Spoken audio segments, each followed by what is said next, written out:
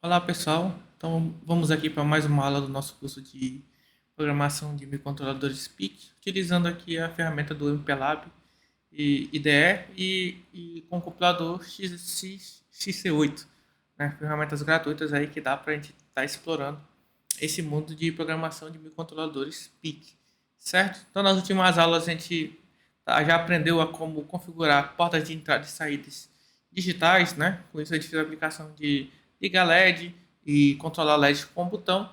E hoje a gente vai dar um passo um pouco mais além nesses conhecimentos, certo?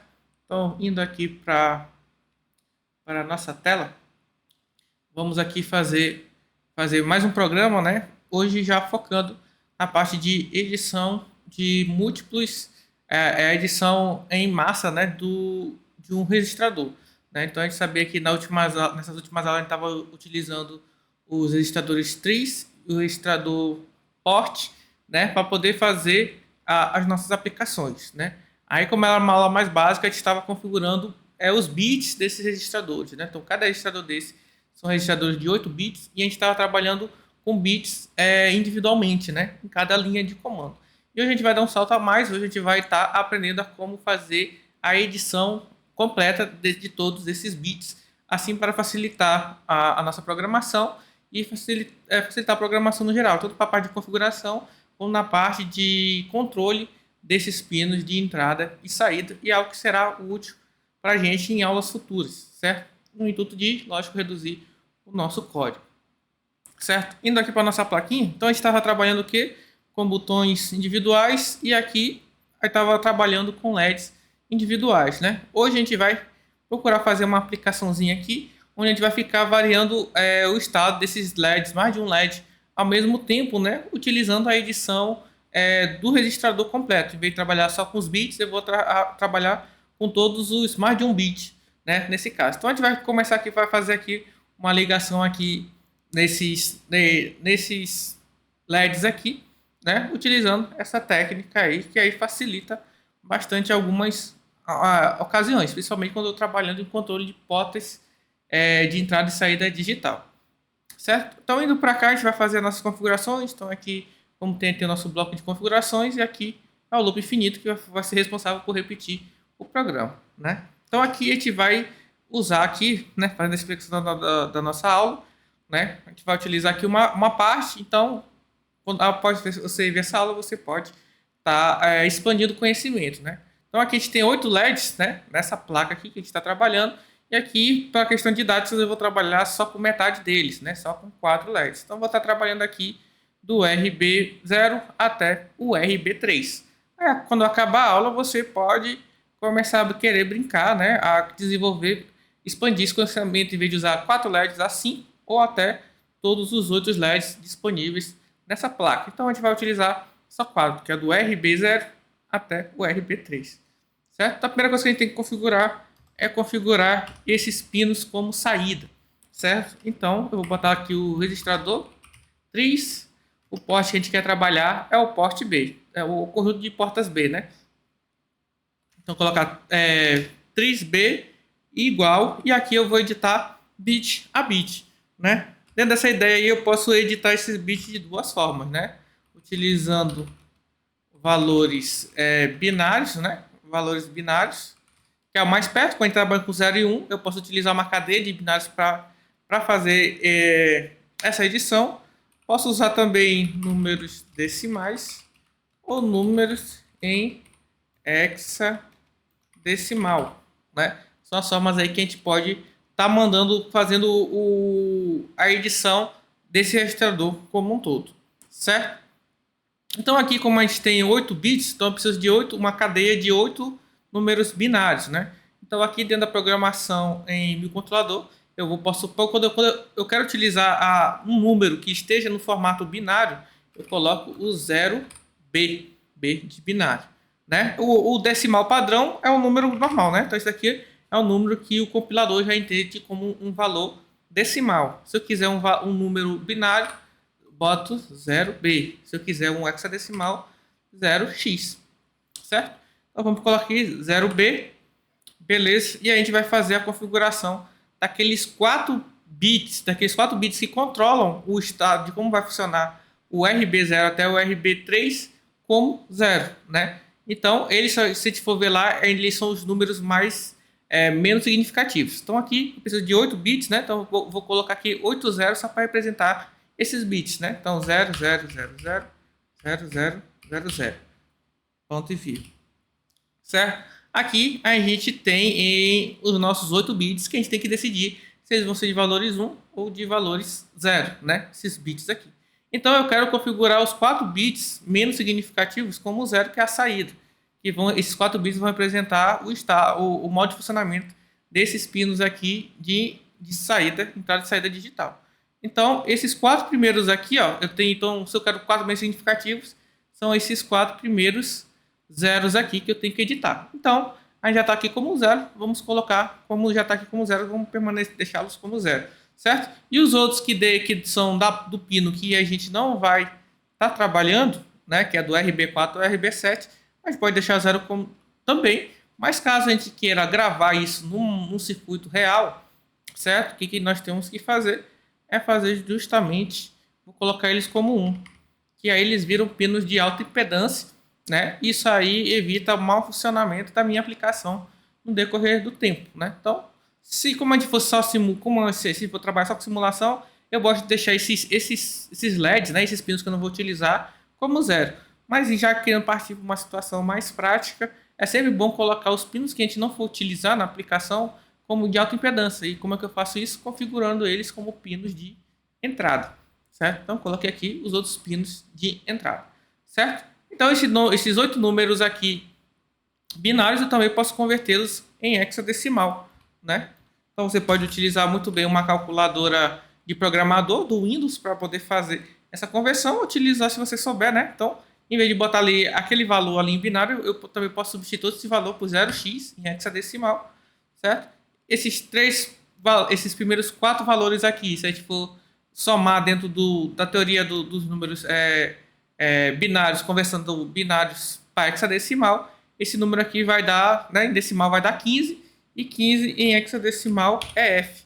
E os outros 4 ali como são 0, então 0F ia funcionar da mesma forma, né? Aí você pode, né, após a aula, testar essa conversão aqui, né? Em vez de botar 0B e essa cadeia de binários, você pode substituir por 0x F0, que você vai ver que também vai funcionar da mesma forma, certo?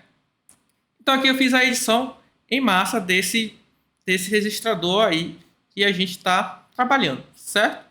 E aqui você pode utilizar ou hexadecimal ou binário, que são as formas mais intuitivas de utilizar, né? Certo? E o padrão eu posso utilizar o porte B, certo? Receber esse mesmo valor aqui, já para dar uma inicialização para esses pinos.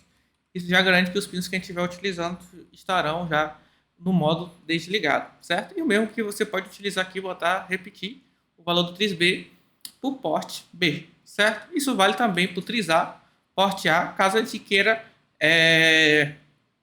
defini-los de uma forma diferente, certo? Então aqui eu quero que esses LEDs aqui assumam vários estados, né, durante o percorrer do tempo, e depois que esses padrões se repitam com o tempo, né? No caso eu posso botar para acender esse, deixar os outros desligados, depois desligar o primeiro, acender o segundo, e fazer tipo uma cascata de LED aqui em vai ligando desligando, ligando o próximo, né? E fazer isso repetidamente. Então uma coisa aí, como a gente já está trabalhando com batelada, a gente pode criar esses estados em uma variável para poder, quando estiver executando, eu fazer o loop, né? Desses padrões aí, utilizando, lógico, estou falando de loop, a gente vai utilizar o for, né? Então eu posso criar uma variável que vai receber esses padrões aí da forma que eu queira trabalhar. Então eu vou criar aqui uma variável global, certo? Que ela, como são binários, eu posso botar int, que também ia servir, né? Int. Outra forma que também eu posso utilizar só que int ele é representado internamente com 4 bits, certo? Então isso aí pode dar um mau funcionamento, já que os nossos registradores, que no caso, como a gente quer mandar comando, né? Então a gente vai utilizar o porte B, o comando porte B. Só que como é que eu vou editar um registrador de 8 bits com uma variável de 4 bits, né? Uma coisa que eu posso fazer para fazer essa edição, para isso eu vou ter que colocar uma biblioteca, certo? Que vai me dar o que é a possibilidade de usar inteiros de mais bits, né? No caso eu quero o de 8 bits. Então vai ser o std int, certo? Ponto H. Tá aqui o autocomplete já dá isso daí pra gente e aí a gente já pode selecionar, certo? Então o int aqui vai nos dar as possibilidades de trabalhar com inteiros que não sejam do padrão 4 bits. Posso utilizar um de 8. E aqui eu vou criar uma variável global só para a gente começar a utilizar esse conceito, né? Então eu vou botar aqui o int, underline, um int 8, que é 8 bits traço t, né?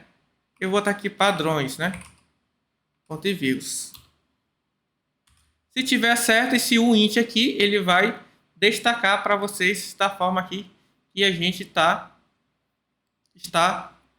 observando, certo? Então ali destacou para a gente, apareceu ali o int 8, então os padrões estão corretos, né? Então como são vários estados, né, eu vou assumir aqui por questões de aula, somente 4 estados aí de padrões que a gente vai estar seguindo. Então ele vai ser uma matriz e eu vou inicializar essa matriz da forma lá. Quem veio do C sabe como fazer essa edição aí, certo?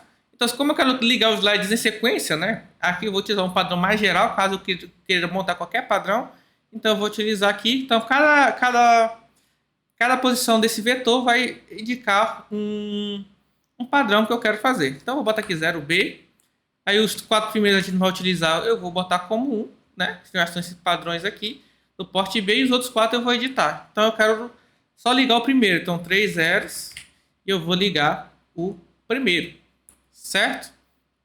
Segundo. E aí eu vou variando isso daí. Então, boto vírgula, 0B,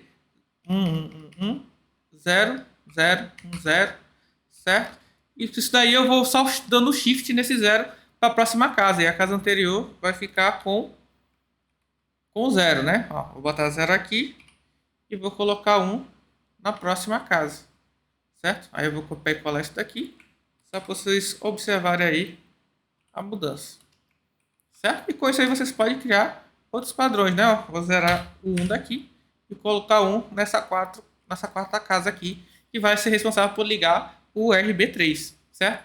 Criei minha variável aqui dos padrões e com isso aí eu já posso variar aí 4 posições desse meu padrão aí, certo? Coloquei aqui, posso depois substituir, ó, você vê aqui, ó, fica bastante extensa essa linha de código, então eu posso ir substituindo por um padrão hexadecimal. Aí fica como um exercício, né, uma tarefa para vocês fazerem em off para poder vocês começarem a brincar com essa questão aí de configuração e aí aprendendo com a tentativa e erro, né, como converter esses comandos aqui que dá uma relação bem direta com os LEDs que a gente está trabalhando, né, para hexadecimal, que não fica uma relação tão direta, tão observável em termos de código, né? E com isso você pode ir se acostumando em fazer configurações utilizando valores hexadecimais, certo? Criei os padrões aqui, certo? Onde aqui meu vai ser um vetor de uma linha e 1, 2, 3, 4 colunas, certo? Lembrando que o primeiro índice é o índice 0, né? Para quem não está acostumado com a programação em C. Beleza? Então aqui fiz, né? Então, com isso, com essa parte feita, fica fácil a gente fazer a nossa programação. É só colocar aqui um for. Com certeza eu vou precisar de um int i aqui, né? Int i. Já vou iniciar ele como 0, o padrão, certo? E aqui eu vou criar o nosso for bonitinho. E aqui, colocar a inicialização i igual a 0, né? Só para padronizar. Fazer o reset toda vez que eu terminar esse for. Ponto e vírgula i menor que 4, porque eu só tenho 4 estados, né? Então só definir 4 estados lá. Ponto e vírgula. E meu padrão i mais, que a gente já sabe aí da utilização de C, né? O for mais padrão possível. E aqui eu vou só editar o meu porte B, certo? Então eu vou botar aqui, ó, porte B vai receber os valores que estão na variável de padrões. Eu coloquei lá em cima na posição I. E aí eu coloco ponto e vírgula aqui. Eu já tenho, né? Aí, lógico que eu tenho que ter um delayzinho para poder eu conseguir ver a mudança desses padrões aí a olho nu, né? Então eu vou botar aqui 2 underline, delay em milissegundos, coloco aqui ponto e vírgula. E aqui eu posso botar um padrão de 500 milissegundos para ser rápido, para não demorar tanto, né? A gente já consegue perceber essa mudança aí a partir de 500 milissegundos tranquilamente, certo? Então, com isso, ele vai fazer o primeiro padrão, vai esperar meio segundo e vai mudar para o próximo padrão até fazer o reset, certo? Então, programação bem simples que na hora vai dar um resultado bem legalzinho lá na nossa simulação. Então, clicando aqui, Build Main Project, certo? Lembrando, se você está cada aula criando um novo projeto, para você guardar esses projetos, lembre-se, se caso não dá uma atualização, lembre-se de ver, né, como já foi explicado na segunda aula, ver se o projeto que você está trabalhando foi setado como principal. Como você vai ver isso? Você vai ver o nome do projeto que você está trabalhando e ver se o nome do projeto está em negrito. O meu aqui eu só tenho um projeto, ele está em negrito. Se ele não tiver, ele provavelmente você está compilando, criando o hexadecimal de um projeto que você não estava trabalhando no momento. Aí você vai lá, clica com direito e vai procurar lá. Aqui está um unset, mas lá vai estar set as main projects, né? Então você bota como setar como projeto principal e aí vai dar certo, né? Só fazendo essa dica aí para caso você enfrente um problema agora nessa situação. Coloquei aqui, construído com sucesso, então não deu nenhum problema, né? Em tese, para ver se a lógica vai estar correta. Então vem o file, load. Como eu estou trabalhando com o mesmo projeto, o meu já vai abrir certinho na pasta do último projeto que eu trabalhei. Vou ligar aqui, ó. Aí você vê que ele está variando, certo? Bem legal aí, bem interessante, né? Essa parte de trabalhar com edição completa do registrador, né? Quem já veio lá já programou Arduino, você vai ver lá que pelo menos com o que você aprende inicialmente com o Arduino, você não consegue fazer essa edição de todos os pinos digitais do Arduino de uma vez só, né? Então cada um você tem que chamar uma função, que isso pode ser um trabalho bem maçante se você for utilizar várias pinos digitais para uma aplicação dessa aqui. Então, com uma linha de comando, eu consigo editar todo o registrador e controlar vários pinos simultaneamente, né? Lógico que no Arduino você consegue isso, mas você aí já tem que partir para um nível de programação nível esse aqui que a gente está trabalhando, de editar os registradores completamente, já que lá as funções em tese já te dá acesso a um, né? Então aqui, ó, bem interessante, a gente conseguiu fazer isso daí.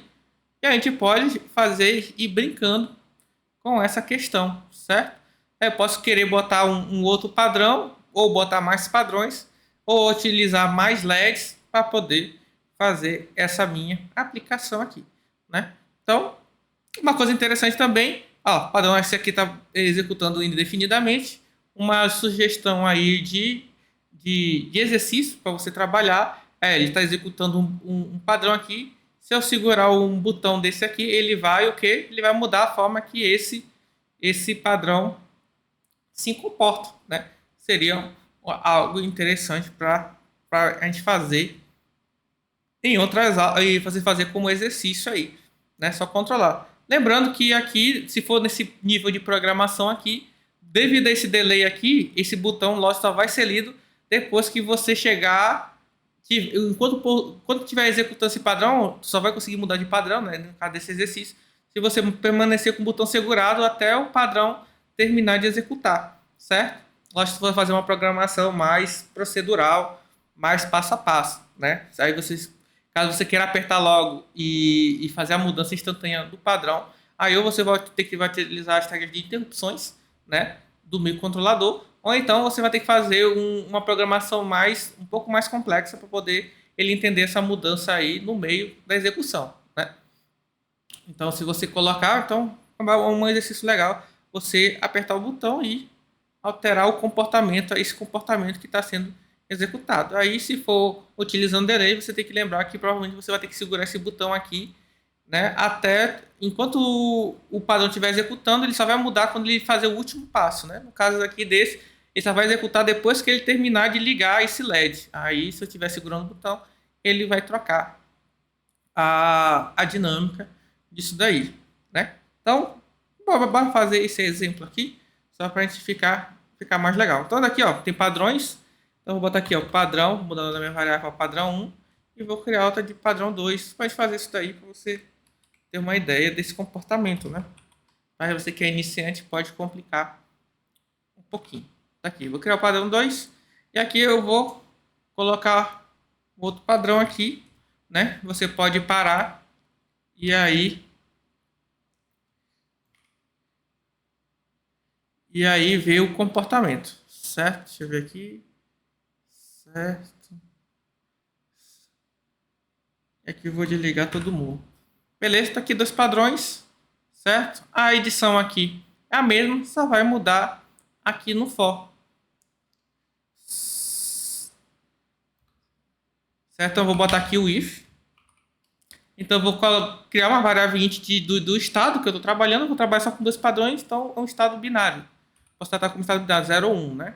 Então vou botar aqui uma variável de controle desses padrões e vou iniciar ele como 0, certo?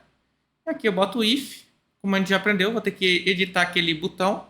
Aqui eu vou usar o tris_a bits, ponto tris_a 1, certo? E vou colocar ele como 1 para poder conseguir utilizar esse botão. Tá aqui, coloquei. Vamos lá pegar aqui, né? Se o RA1 for pressionado, utilizando o conhecimento que a gente já aprendeu na última aula, eu vou botar para ele inverter o estado lógico dessa variável aqui com, né? Então, eu vou botar aqui com, recebe a inversão de com, certo? Lembrando que isso daqui vai funcionar porque eu estou trabalhando com dois estados. Se fosse 3, aí eu tinha que utilizar uma outra estratégia, né? Então, cada vez que eu apertar, vou colocar um incremento e verificar se o incremento chegou no máximo. Como é só 2, eu posso utilizar esse pensamento a nível binário, certo? Então, eu vou inverter e aqui, na hora do controle, eu vou colocar um if, certo? Vou recortar isso daqui, vou botar um if. Se com for igual a 1, então eu posso botar só com. Eu vou executar esse comando. Else. O comando praticamente é o mesmo, então aqui vai ser padrão 1 e o outro vai ser padrão 2, certo? Que é o que eu já tenho lá definido aqui em cima, certo? E aqui vem um delay, lógico. Se você está acostumado a botar if com as chaves, né? Lembrando, se eu executar só um comando, eu posso não utilizar chaves, né? Como aqui é só um comando para controlar o porte, eu posso omitir essas chaves aí.